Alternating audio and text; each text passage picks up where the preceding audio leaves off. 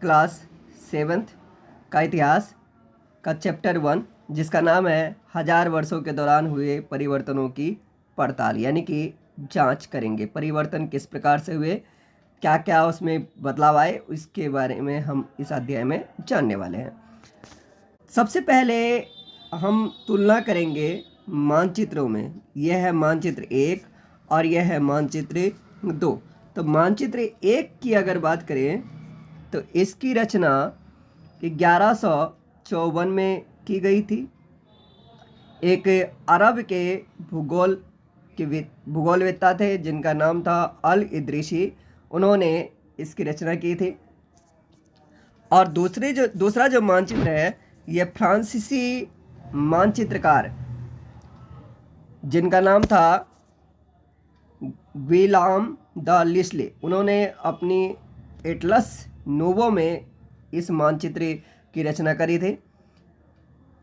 अब अगर इन दोनों मानचित्रों की तुलना करें तो जहाँ पे मानचित्र 1 में सब कुछ उल्टा दिखाया गया है, श्रीलंका को आप देख सकते हैं कि आज के मानचित्र के अनुसार उत्तर में दिखाया गया है, और बाकी का जो क्षेत्र है जैसे ऐसे जो उत्तर में हमारे हैं उनसे अलग ही दिखाया गया है। और अगर मानचित्र 2 की बात करें तो मानचित्र 2 में लगभग हमें ये ज़्यादा परिचित मालूम होती है। इसका कारण यह है कि 1154 में जहाँ मानचित्र 1 को बनाया गया था, वही मानचित्र 2 1720 में बनाया गया था। इन दोनों के समय के अंतर की अगर बात करें तो ये अंतर है 566 वर्ष का, यानी कि लगभग 600 वर्षों का। तो 600 वर्षों के बाद ये बनाया गया। तो इस समय में उपमहाद्वीप के बारे में सूचनाएं काफ़ी बदल गई थी। यह नक्शा हमें ज़्यादा परिचित लगता है। कौन सा? नक्शा 2। इसमें विशेषकर तटीय इलाकों के बारीक ब्यौरे देखकर आश्चर्य होता है। यूरोप के नाविक और व्यापारी अपनी समुद्र यात्रा के लिए इस नक्शे का इस्तेमाल करते थे। भीतरी ब्यौरे की अगर बात करेंगे तो बालागेट, उड़िया, ये सब काफ़ी कुछ आज के मानचित्र में भी से मिलता जुलता ब्यौरा इसमें लग रहा है। इतना ही महत्वपूर्ण एक और बात यह है कि दूसरे युग तक मानचित्र अंकन का विज्ञान भी बहुत बदल गया था। इतिहासकार जब बीते युगों के दस्तावेजों, नक्शों और लेखों का अध्ययन करते हैं तो उनके लिए उन सूचनाओं के संदर्भों का, उनकी भिन्न भिन्न ऐतिहासिक पृष्ठभूमियों का ध्यान रखना जरूरी होता है। अब अगला टॉपिक है नई और पुरानी शब्दावली। अगर समय के साथ साथ सूचनाओं के संदर्भ बदलते हैं, यानी कि उसका रेफरेंस बदलता है, तो भाषा और अर्थों के साथ क्या होता है, यानी कि भाषा और अर्थ भी अलग अलग, भाषाओं के अर्थ भी बदल जाते हैं, अलग अलग शब्दों के अर्थ अलग अलग बदल जाते हैं। जैसे उदाहरण के लिए अगर मध्य युग की बात करें तो मध्य युग की फारसी और आजकल की फारसी में बहुत अंतर है। ये सिर्फ व्याकरण और शब्द भंडार में ही अंतर नहीं है, शब्दों के अर्थ भी बदल गए हैं, बदल जाते हैं, अलग अलग समय में अलग अलग अर्थ हो जाते हैं। जैसे उदाहरण के लिए हिंदुस्तान का आज हम अर्थ क्या लेते हैं? भारत। लेकिन 13वीं सदी का मतलब 1200 से 1300 के बीच के समय में फारसी इतिहासकार मिनहाज ए सिराज ने हिंदुस्तान शब्द का प्रयोग कुछ लिमिटेड क्षेत्र के लिए किया था, कुछ एक फिक्स जगह के लिए किया था। उनका मतलब था कि ऐसे क्षेत्र जो पंजाब, हरियाणा और गंगा यमुना के बीच के में स्थित हो, उसे वही हिंदुस्तान है, ऐसा मानना था कि इनका मिनहाज ए सिराज का। उसने इस शब्द का राजनीतिक अर्थ उन इलाकों के लिए इस्तेमाल किया जो दिल्ली सुल्तान के अधिकार क्षेत्र में आते थे। दिल्ली के सुल्तान के, यानी कि सल्तनत के जैसे जैसे प्रसार होता गया, यानी कि सल्तनत का क्षेत्र जैसे जैसे बढ़ता गया, वैसे वैसे इनके लिए हिंदुस्तान शब्द के अर्थ भी बदलते गए। लेकिन हिंदुस्तान में इन्होंने कभी भी दक्षिण भारत को नहीं मिलाया। इसके विपरीत 16वीं सदी के आरंभ में, यानी कि 1526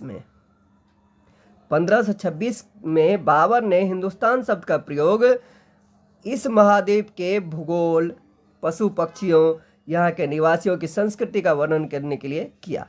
यानी कि यहाँ पे हिंदुस्तान का प्रयोग वो यहाँ के भूगोल के लिए, पशु पक्षियों के लिए और यहाँ के निवासियों के जो कल्चर है, संस्कृति है, उसके वर्णन करने के लिए बाबर ने इसका प्रयोग किया है। यह प्रयोग 14वीं सदी में एक कवि हुए हैं जिनका नाम था अमीर खुसरो।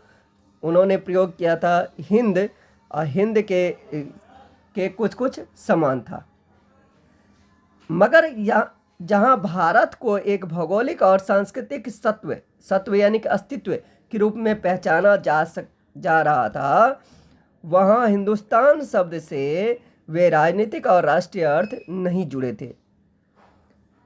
अब इस बात को समझने की कोशिश करते हैं। भारत को एक भौगोलिक और सांस्कृतिक अस्तित्व के रूप में पहचाना जा रहा था, लेकिन हिंदुस्तान शब्द से वो राजनीतिक और राष्ट्रीय अर्थ नहीं जुड़े हुए थे। जिससे आजकल हिंदुस्तानी कहने पे क्या मतलब क्या है कि हम अपने राष्ट्रीयता को, नेशनलिज्म को दिखाते हैं, हम अपने देशभक्ति को दिखाते हैं, लेकिन उस समय में ऐसा नहीं था। किसी भी शब्द का प्रयोग करने में इतिहासकारों को बहुत सावधान रहना चाहिए, क्योंकि अतीत में उन शब्दों के कुछ अलग ही अर्थ थे। जैसे विदेशी शब्द है, तो विदेशी एक बहुत सीधा साधा शब्द है। मानते हैं कि जो अपने देश का ना हो, यानी कि जो व्यक्ति भारतीय ना हो, आजकल हम यही मानते हैं अर्थ, लेकिन मध्य युग में इसका यह अर्थ नहीं था। मध्य युग में किसी गांव में आने वाला कोई भी अनजान व्यक्ति जो समाज या संस्कृति का अंग ना हो, विदेशी कहलाता है। यानी कि ऐसे व्यक्ति को हिंदी में परदेसी और फारसी में अजनबी कहा जा सकता है। इसलिए किसी नगरवासी के लिए वनवासी विदेशी होता था, लेकिन एक ही गांव में रहने वाले दो किसान, चाहे वो अलग अलग धर्म या जाति के क्यों ना हो, वो एक दूसरे के लिए विदेशी नहीं होते थे। तो ये कुछ ही अर्थ थे। अब यहाँ पे हम जानेंगे कि इतिहासकार और उनके स्रोत। इतिहासकार किस युग का अध्ययन करते हैं और उनकी खोज की प्रकृति क्या है, इसे देखते हुए वे अलग अलग तरह के स्रोतों का सहारा लेते हैं। उदाहरण के लिए अगर हम देखें कि कक्षा 6 में हमने पढ़ा था गुप्त वंश के शासकों और हर्षवर्धन के बारे में, तो उसमें हमने ये देखा कि विभिन्न तरह के सिक्के, स्तूप, अभिलेख, इन सब चीज़ों से उनके बारे में जानकारी इकट्ठी की गई थी। इस पुस्तक में हम मोटे तौर पर 700 से लेके 1750 ईस्वी तक लगभग 1000 वर्षों के इतिहास को पढ़ेंगे। इस काल के अध्ययन के लिए इतिहासकार जिन स्रोतों का प्रयोग करते हैं, यानी कि जो सोर्स उनका है इस काल के अध्ययन के लिए, उनमें बहुत सी ऐसी बातें हैं जो कि पिछले युग में भी चली आ रही थी, यानी कि 700 से पहले भी इसका प्रयोग किया जाता था, जिसमें कि सिक्के, शिलालेख यानी कि पत्थरों पर लिखे गए लेख, स्थापत्य यानी कि भवन निर्माण कला तथा लिखित सामग्री पर निर्भर करते हैं। पर कुछ बातें पहले से काफ़ी भिन्न थी। इस युग में प्रमाणिक लिखित सामग्री की संख्या और विविधता, यानी कि उसमें जो डाइवर्सिटी थी, जो अलग अलग प्रकार थे, वो आश्चर्यजनक रूप से बढ़ गए। इसके आगे इतिहासकार सूचनाओं के दूसरे प्रकार के स्रोतों का इस्तेमाल धीरे धीरे कम करने लगे। इस समय के दौरान कागज़ क्रमशः सस्ता हो गया और बड़े पैमाने पर उपलब्ध होने लगा। अब इसी सस्ता होने का एक छोटा सा यहाँ पे उदाहरण देख लीजिए। दो प्रसंग है। एक है 13वीं सदी के मध्य में एक विद्वान को एक पुस्तक प्रतिलिपि की जरूरत पड़ी। उसके पास उतना कागज़ नहीं था, इसलिए उन्होंने एक ऐसी पांडुलिपि यानी कि हस्तलिखित किताब को ढूंढ डाला जिसकी उसे ज़रूरत नहीं थी, और उसके कागज़ को सुखाकर उन्होंने उसका इस्तेमाल किया। किसके लिए? एक दूसरे पुस्तक की प्रतिलिपि तैयार करने के लिए। एक सदी मतलब 100 साल के बाद बाज़ार में जब कोई चीज़ खरीदी जाने लगी तो किस्मत की बात यह थी कि दुकानदार उस वस्तु को कागज़ में लपेट कर देने लगा। तो इस तरीके से हम देख सकते हैं कि एक ही सदी के बाद कागज़ कितना ज़्यादा सस्ता हो गया। लोग धर्म ग्रंथ, शासकों के वृतांत, संतों के लेखन तथा उपदेश, अर्जियां यानी कि जो लोग एप्लीकेशन, आवेदन इत्यादि देते थे, अदालतों के दस्तावेज, हिसाब तथा करों के खाते आदि लिखने में इसका उपयोग करने लगे। धनी व्यक्ति, शासक जन, मठ तथा मंदिर पांडुलिपियां एकत्रित किया करते थे। इन पांडुलिपियों को पुस्तकालयों तथा अभिलेखागारों में रखा जाता है। अभिलेखागार एक ऐसा स्थान होता है जहां दस्तावेजों और पांडुलिपियों को संग्रहित किया जाता है, यानी कि वहाँ पे उसको इकट्ठा किया जाता है और उसको रखा जाता है।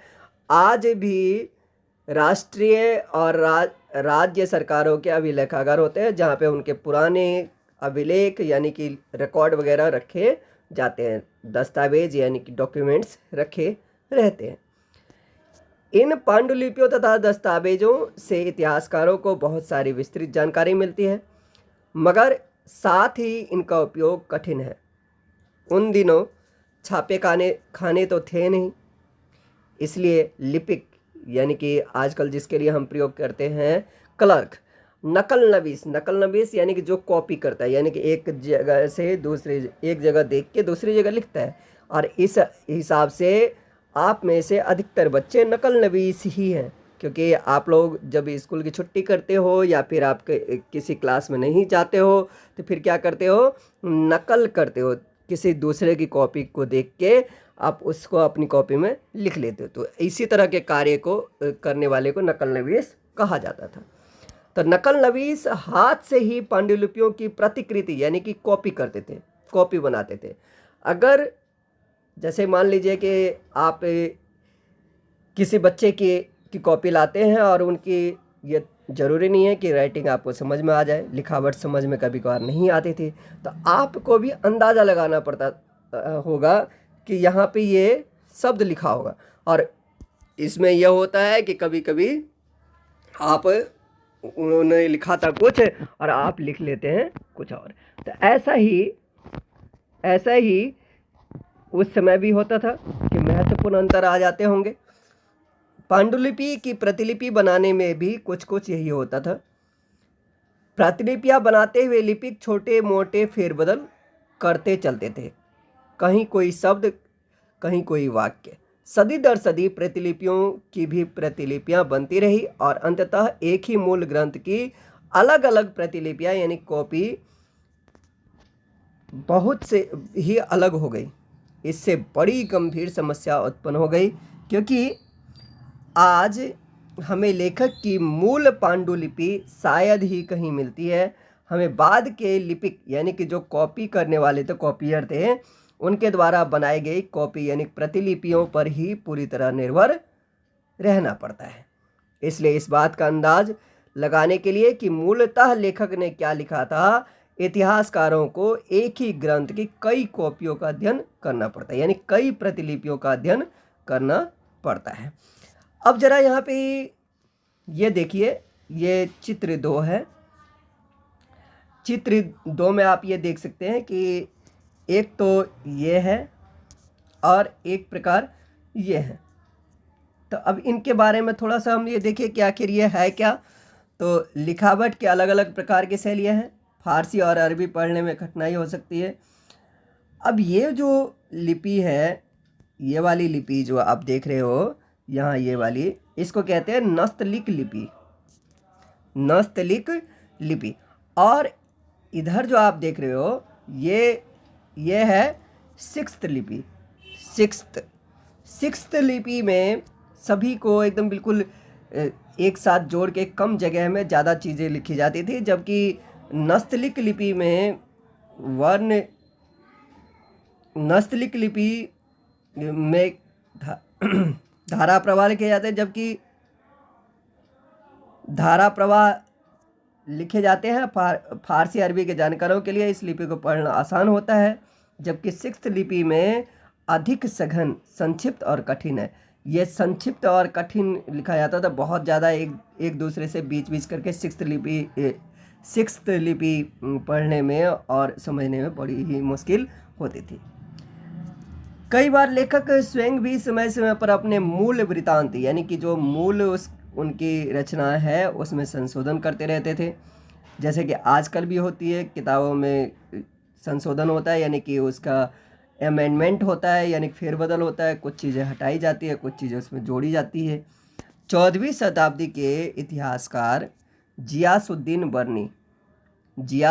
बर्नी ने अपना वृत्तांत पहली बार 1356 में लिखा और दूसरी बार 2 वर्ष बाद यानी कि लगभग 1556 में लिखा था। दोनों में अंतर है, लेकिन 1971 तक इतिहासकारों को पहली बार वाले वृत्तांत की जानकारी ही नहीं थी, यानी कि उन्हें यही नहीं पता था कि पहले उन्होंने कैसी किताब लिखी थी। यह पुस्तकालयों के विशाल संग्रहों में कहीं दबा पड़ा था। अब इसके बाद है अगला, नए सामाजिक और राजनीतिक समूह। सन 700 से ले और 1750 के बीच 1000 वर्षों का अध्ययन इतिहासकारों के लिए आगे भारी चुनौती रखता है। मुख्य रूप से इसलिए कि इस पूरे काल में बड़े पैमाने पर, यानी कि बहुत बड़े स्तर पर अनेक तरह के परिवर्तन हुए। इस काल में अलग अलग समय पर नई प्रौद्योगिकी के दर्शन होते हैं।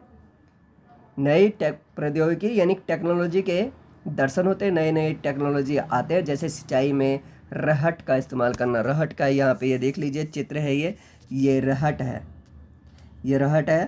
तो रहट का इस्तेमाल हुआ। कताई में चरखे और युद्ध में आग्नेयास्त्र उन्हें कहा जाता है ऐसे हथियार जो बारूद के इस्तेमाल से चलाए जाते थे। तो आग्नेयास्त्रों का इस्तेमाल। और इस उपमहाद्वीप में नई तरह का खान पान भी आया, जैसे आलू, मक्का, मिर्च, चाय और कॉफ़ी। ये तमाम परिवर्तन, यानी कि ये सारे परिवर्तन नई प्रौद्योगिकियाँ यानी कि नई टेक्नोलॉजी, फसलें उन लोगों के साथ आए जो नए विचार भी लेकर आए थे। परिणाम स्वरूप यह काल आर्थिक, राजनीतिक, सामाजिक और सांस्कृतिक परिवर्तनों का भी काल रहा। इनमें से कुछ विषयों के बारे में हम लोग अध्याय 5, 6 और 7 में जानेंगे। इस युग में लोगों की गतिशीलता यानी कि एक्टिविटीज़, एक स्थान से दूसरे स्थान पर आना जाना भी बहुत बढ़ गया था। अवसर की तलाश में लोगों के झुंड दूर दूर की यात्राएं करने लगे थे। इस उपमहाद्वीप में अपार संपदा और अपना भाग्य गढ़ने के लिए अपार संभावनाएं मौजूद थी। इस काल में जिन समुदायों का महत्व बढ़ा, उनमें से एक समुदाय था राजपूत, जिसका नाम राजपुत्र अर्थात राजा का पुत्र से निकाला है। राजपूत यानी कि राजपुत्र यानी कि राजा का पुत्र, राजा का बेटा। 8वीं से 14वीं सदी के बीच यह नाम आमतौर पर योद्धाओं के उस समूह के लिए प्रयोग किया जाता होता था जो क्षत्रिय वर्ण के होने का दावा करते थे। राजपूत शब्द केवल राजा या उनके सामंत के लिए ही नहीं किया जाता था। इसमें वो सभी आते थे जो उनके सेनापति थे या सैनिक होते थे, जो पूरे उपमहाद्वीप में अलग अलग शासकों की सेनाओं में सेवारत थे। यानी कि जो भी किसी शासक के सेना में सेवा कर रहे हैं सेना के रूप में, या फिर उनके सेनापति हैं, सामंत हैं, राजा है, तो वह सभी राजपूत कहलाते थे। कवि और चारण मतलब उनकी सेवा करने वाले, जो उनके ऑफिसर्स हैं, पदाधिकारी थे। चारण राजपूतों के आचार संहिता, प्रबल पराक्रम और स्वामी भक्ति का गुणगान करते थे। इस युग में राजनीतिक दृष्टि से महत्व हासिल करने के अवसरों का लाभ मराठा, सिख, जाट, अहोम ये भी एक अलग जाति है, कायस्थ, मुख्यतः लिपिकों और मुंशियों का कार्य करने वाली जाति थी कायस्थ, और अहोम आदि समूहों ने भी उठाया किसका फायदा? इन्हीं बातों का। इस पूरे काल के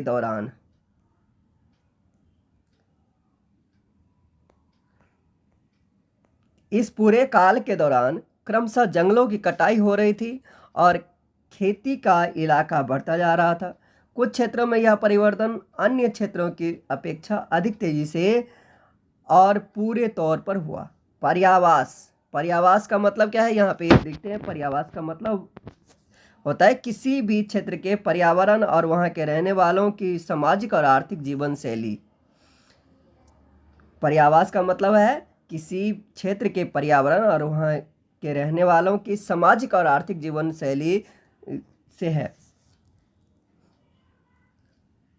यानी कि फिर से इसको हम समझने की कोशिश करें, यानी किसी भी क्षेत्र से में रहने वाले लोग के जीवन में पर्यावरण के कारण जो सामाजिक और आर्थिक परिवर्तन आता है उसी को पर्यावास कहा गया है। यानी कि पर्यावरण का माइग्रेशन यानी कि बदलाव, पर्यावरण के अनुसार बदलाव। पर्यावास में परिवर्तन के कारण कई वनवासियों को मजबूर होकर अपना स्थान छोड़ना पड़ा। कुछ वनवासी जमीन की जुताई करने लगे और कृषक बन गए। कृषकों के ये नए समूह क्षेत्रीय बाजार, मुखियाओं, पुजारियों, मठों और मंदिरों से प्रभावित होने लगे। वे बड़े और जटिल समाजों के अंग बन गए। उन्हें कर चुकाने पड़ते थे और स्थानीय मालिक वर्ग की बेगार करनी पड़ती थी। बेगार मतलब कहते हैं ना कि बैठे से बेगार वाला। बेगार का मतलब होता है कि बिना किसी मजदूरी के काम करना। परिणाम स्वरूप किसान के बीच आर्थिक और सामाजिक अंतर उभरने लगे। कुछ के पास ज़्यादा उपजाऊ जमीन होती थी, कुछ लोग मवेशी भी पालते थे और कुछ लोग खेती से खाली समय में दस्तकारी, यानी कि दस्तकारी का मतलब होता है बुनना, कपड़ा इत्यादि की बुनना या कुछ तैयार करना, कारीगरी, दस्तकारी आदि का कुछ काम कर लेते थे। जैसे जैसे समाज में अंतर बढ़ने लगे, लोग जातियों और उपजातियों में बांटे जाने लगे और उनके पृष्ठभूमि और व्यवसाय के आधार पर उन्हें समाज में ऊंचा या नीचा दर्जा दिया जाने लगा। ये दर्जे अस्थाई नहीं थे, फिक्स नहीं थे, परमानेंट नहीं थे। किसी जाति विशेष के सदस्यों के हाथों में कितनी सत्ता, प्रभाव और संसाधनों का नियंत्रण है, उसके आधार पर उनके दर्जे बदलते रहते थे। एक ही जाति का किसी क्षेत्र में कोई दर्जा हो सकता था और किसी अन्य क्षेत्र में कुछ और। यानी कहने का मतलब ये समझिए कि जैसे मान लीजिए कोई एक विशेष जाति है, अगर उसके पास ज़्यादा संसाधन है, वो ज़्यादा शक्तिशाली है पैसे इत्यादि में, तो उसका दबदबा ज़्यादा होता था। और किसी के पास पैसा, संसाधन इत्यादि नहीं है तो उसका दबदबा कम होता था। जैसे कि आज ही के समय में देख लीजिए, किसी विशेष वर्ग के लिए अगर कहने को वो उच्च जाति का भी है, अगर वो गरीब है तो उसकी कोई सुनने वाला नहीं है, या निम्न जाति का भी है और उसके पास सब कुछ है तो उसकी हर जगह सुनवाई है। उनके अपने सदस्यों के व्यवहार का नियंत्रण करने के लिए जातियां स्वयं अपने अपने नियम बनाती थी।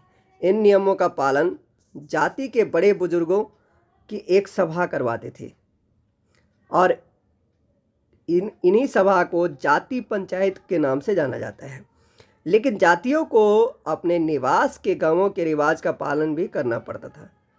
यानी कि जहाँ पे वो रहते थे उस गांव में जो रिवाज होता था उनका भी पालन करना पड़ता था। इसके अलावा कई गांवों पर मुखियाओं का शासन होता था। मिलाकर वे किसी राज्य की एक छोटी इकाई भर होती थी। अब हम यहाँ पे देखेंगे क्षेत्र और साम्राज्य। चोल, जिसके बारे में हम अगले अध्याय यानी कि अध्याय 2 में पढ़ेंगे। तुगलक, जिसके बारे में अध्याय 3 में पढ़ेंगे विशेष रूप से। और फिर है मुगल, अध्याय 4। जैसे बड़े बड़े राज्यों के अंतर्गत कई सारे क्षेत्र आ जाते थे। दिल्ली के सुल्तान गयासुद्दीन बलबन, जिनका शासनकाल 1266 से 1287 ईस्वी थी, की प्रशंसा में एक संस्कृत प्रशस्ति मतलब बताया था, प्रशंसा के लिए लिखे जाने वाले जो पत्र होते थे उन्हें प्रशस्ति कहा जाता था। प्रशस्ति के उदाहरण को आइए देखते हैं। अध्याय 2 में एक प्रशस्ति का उदाहरण दिया गया है। यहाँ ये देखिए, ये नागभट्ट एक शासक थे, उनकी उपलब्धियों के बारे में यहाँ पे बढ़ा चढ़ा के लिखा गया है। पिछले साल गुप्त शासक समुद्रगुप्त की प्रशस्ति के बारे में हमने पढ़ा। संस्कृत में लिखी गई ग्वालियर यानी कि जो मध्य प्रदेश में है पाई गई एक प्रशस्ति में प्रतिहार नरेश, प्रतिहार वंश का एक राजा था, नागभट्ट के कामों का वर्णन इस प्रकार किया गया है। आंध्र सैंधव यानी कि सिंध, विदर्भ महाराष्ट्र का एक हिस्सा था, कलिंग उड़ीसा का एक हिस्सा था, के राजा उनके आगे तभी धराशायी हो गए जब वे राजकुमार थे। उन्होंने कन्नौज के शासक चक्र युद्ध को विजित किया। उन्होंने वंग यानी कि बंगाल का हिस्सा, अनर्त गुजरात का हिस्सा, मालवा यानी कि मध्य प्रदेश का ये हिस्सा था, किरात यानी कि वनवासी, तुरुस्क यानी कि तुर्क, वत्स, मत्स्य दोनों उत्तर भारत के राज्य थे, राजाओं को भी पराजित किया। तो ये प्रशस्ति था, प्रशस्ति का ये उदाहरण था। अब आगे हम देखते हैं इसमें और क्या दिया हुआ है। जैसा कि हमने अभी प्रशस्ति पत्र देखा, उसे एक विशाल साम्राज्य का शासक बताया गया है। किसमें? गयासुद्दीन बलबन को की प्रशंसा में संस्कृत में एक प्रशस्ति पत्र लिखा गया, जिसमें उसे एक विशाल साम्राज्य का शासक बताया गया है, जो पूर्व में बंगाल यानी गौड़ से लेकर पश्चिम में अफगानिस्तान के गजनी तक फैला हुआ था। गजनी जिसको उस समय गज्जन कहा जाता था, जिसमें संपूर्ण दक्षिण भारत यानी द्रविड़ भी आ जाता था। गौड़ केरल, कर्नाटक, महाराष्ट्र और गुजरात आदि भिन्न भिन्न क्षेत्रों के लोग उसकी सेना के आगे पलायन कर जाते थे। इतिहासकार विजय अभियान के इन दावों को अतिशयोक्तिपूर्ण मानते हैं। अतिशयोक्तिपूर्ण का मतलब होता है जिसे बढ़ा चढ़ा कर कहा गया हो, काफ़ी ज़्यादा बढ़ा चढ़ा कर कहा गया हो। साथ ही वे यह समझ कोशिश में भी लगे रहते हैं कि शासक लोग इस उपमहाद्वीप के भिन्न भिन्न भागों पर अपने अधिकार का उल्लेख क्यों करते रहते हैं। अब आगे बढ़े उससे पहले हम ये मानचित्र का अवलोकन करते हैं। मिस्र के शिहाबुद्दीन उमरी द्वारा ये रचना की गई थी, रचित मसालिक अल अबसर फी ममालिक अल अमसर के अनुसार, ये इनका नाम है। मिस्र के शिहाबुद्दीन उमरी नाम है, मिस्र के का एक रचनाकार है, और उन्होंने जो पुस्तक लिखी थी या कह सकते हैं मानचित्र जो उन्होंने लिखा, उन्होंने उसका नाम है ये मसालिक अल अबसर फी ममालिक अल अमसर के अनुसार मोहम्मद तुगलक के राज्यकाल में दिल्ली सल्तनत के अंतर्गत आने वाले ये प्रांत हैं। जिसमें कि ये वाला जो आप देख रहे हो एक नंबर पे ये जो जगह है इसका नाम था सिविस्तान। ये 2 नंबर का जो जगह है वह है उच्च। फिर 3 नंबर की जगह यानी कि ये वाली जो जगह है ये है मुल्तान। और इस तरीके से आप ये देख सकते हो कि अंतिम ये वाली जगह है 24 नंबर पे, ये है मलाबार। और इधर के अंतिम जगह की अगर बात करें तो ये 16 नंबर की जगह है, ये लखनौती इसको कहा जाता था उस समय। और इधर ये गुजरात का जगह है, ये उस समय भी ये गुजरात के नाम से ही जाना जाता था। तो इस तरीके से ये प्रमुख इतने सारे क्षेत्रों पे इनका शासन था। भाषा तथा क्षेत्र। सन 1338 में कवि अमीर खुसरो ने इस बात पर गौर किया था कि इस देश के हर क्षेत्र की एक अलग भाषा है। सिंधी, लाहौरी, कश्मीरी, द्वार समुद्री यानी दक्षिण कर्नाटक की एक अलग भाषा थी। द्वार समुद्री तेलंगानी यानी कि आंध्र प्रदेश की भाषा थी, जो इस समय तेलंगाना बना हुआ है। गुजरी यानी गुजरात में, अबारी तमिलनाडु में, गोड़ी बंगाल में, अवधी पूर्वी उत्तर प्रदेश में और हिंदवी दिल्ली के आसपास के क्षेत्र में ये भाषाएं बोली जाती थी। अमीर खुसरो ने आगे बतलाया है कि इन भाषाओं के विपरीत एक भाषा संस्कृत भी है, जो किसी विशेष क्षेत्र की भाषा नहीं है। यह एक प्राचीन भाषा है जिसे केवल ब्राह्मण जानते हैं, आम जनता नहीं। अमीर खुसरो द्वारा उल्लिखित भाषाओं की सूची अगर बनाए तो ये देखेंगे। और इनके बारे में अगर बात करें तो आज भी सिंधी, लाहौरी, कश्मीरी, तेलंगानी, गुजरी ये सब भाषाएं आज भी बोली जाती हैं। सन 700 तक कई क्षेत्रों के अपने अपने भौगोलिक आयाम तय हो चुके थे। आयाम मतलब उसकी सीमाएं। उनको उनकी अपनी भाषा तथा सांस्कृतिक विशेषताएं स्पष्ट हो गई थी। अध्याय 9 में आप पढ़ेंगे इनके बारे में और अधिक जानकारी लेंगे। ये क्षेत्र विशेष शासक राजवंशों से जुड़ गए थे। इन राज्यों के बीच काफ़ी टकराहटें चलती रहती थी। कभी कभी चोल, खलजी, यहाँ पे खलजी दिया है यानी कि खलजी या फिर खिलजी आप कह सकते हो, खिलजी, तुगलक, मुगल जैसे राजवंश अनेक क्षेत्रों में फैला एक विशाल साम्राज्य भी खड़ा कर लेते थे। ये सभी साम्राज्य समान रूप से स्थिर या सफल नहीं हो पाते थे। स्थिर रूप से सफल नहीं हो पाते थे। इसके लिए हम सबसे पहले देखेंगे अध्याय 3 की तालिका और फिर अध्याय 4 की तालिका, जिसमें इनके शासनकाल को संक्षिप्त में दिखाया गया है। तो आइए हम देखें। ये देखिए, यह है अध्याय 3 की तालिका, जिसमें दिया हुआ है दिल्ली के शासकों का वर्णन। राजपूत वंश, तोमर आरंभिक 12वीं शताब्दी से 1165 तक इनका था। अनंगपाल 1130 से 1145, चौहान का शासनकाल 1165 से 1192, और अंतिम राजपूत शासक थे पृथ्वीराज चौहान 1175 से 1192। और बीच के सालों में कुछ छोटे शासक हुए। उसके बाद आरंभिक तुर्की शासक जो थे वो 1206 से 1290, इसमें ये गुलाम वंश से था। गुलाम वंश के ये 4 शासक हुए। उसके बाद खलजी यानी कि खिलजी वंश का शासन हुआ 1290 से 1320, यानी कि बहुत कम समय, 30 सालों का इनका शासन था इस पूरे वंश का। फिर उसके बाद तुगलक वंश का शासनकाल भी ज़्यादा नहीं कह सकते, 94 साल में ही इनका पूरा शासनकाल समाप्त हो गया। फिर उसके बाद सैयद वंश में एक ही मुख्य शासक हुए, खिज्र खां। फिर उसके बाद लोदी वंश, इसमें भी एक ही मुख्य शासक हुए, बहलोल लोदी। तो इस तरीके से हमने ये देखा। और इसके बाद हम अब देखते हैं अध्याय 4 के, यानी कि मुगल शासकों के का ये लिस्ट। अब ये देखिए, यह है तालिका 1। इसमें मुगल सम्राट का वर्णन किया गया है, प्रमुख अभियान और घटनाएं। तो सबसे पहले बाबर का अगर देखें शासनकाल, तो ये मात्र 4 वर्षों का है। फिर उसके बाद हुमायूं का शासनकाल है, 2 टर्म में हुआ इनका शासनकाल।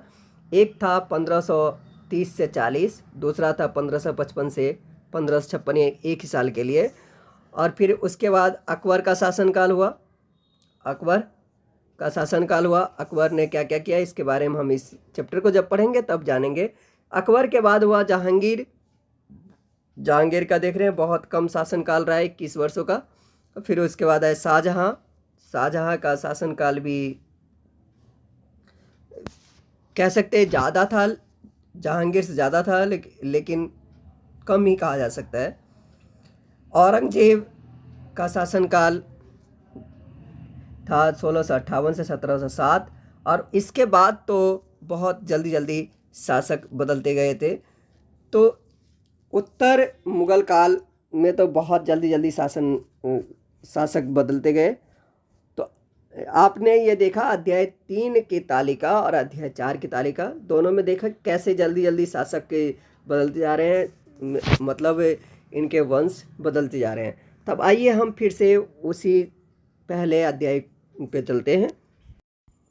अभी हमने देखा अध्याय 3 और अध्याय 4 की तालिकाओं में, इसमें हमने देखा कि खिलजी वंश और मुगल वंश की कितनी अवधि थी।